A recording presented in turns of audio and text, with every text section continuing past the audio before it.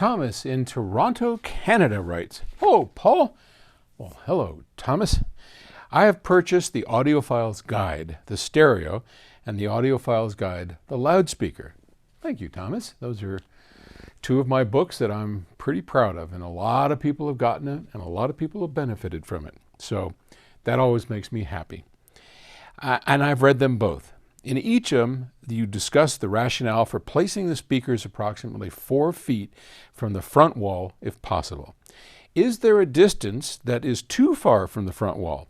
My speakers, the Tetra 606, are open baffle for the mids and highs and boxed woofers, so this might sway your answer because of the open baffle.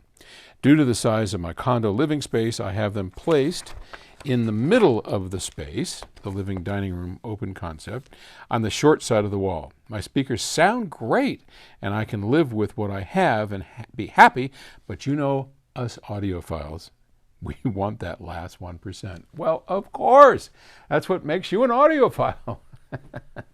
I love it.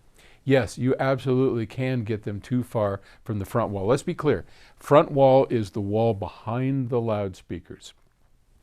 And I like to start with about 4 feet, and 4 feet from the front of the speaker to the back wall, to the front wall we call it, but anyway, whatever. It's the wall behind the speakers. Now that's the starting point. Can you then have it too far out? Absolutely.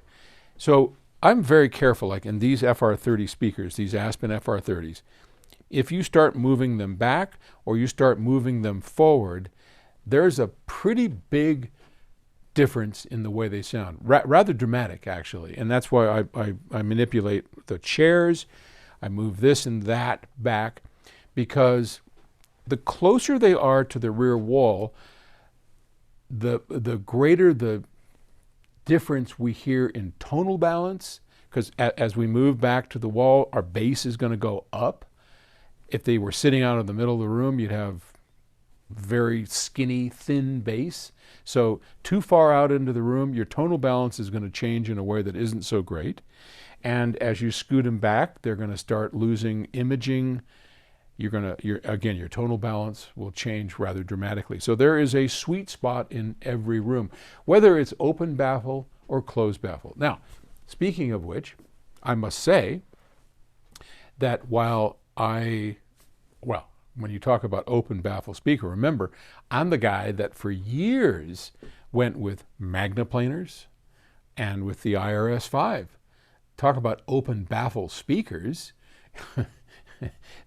Neither of them had any baffling on it. And the IRS-5, of course, did it right. Like apparently your NOLAs or whatever they were, I forgot. You enclose the bass, and then the upper mid-range and tweeter are open baffle. That's a great way to go. Those are called dipoles, right? Because you have sound coming out of the front and out of the back. These are not dipoles. These are all sealed boxes, but we happen to put a tweeter in the rear to make the top end a dipole.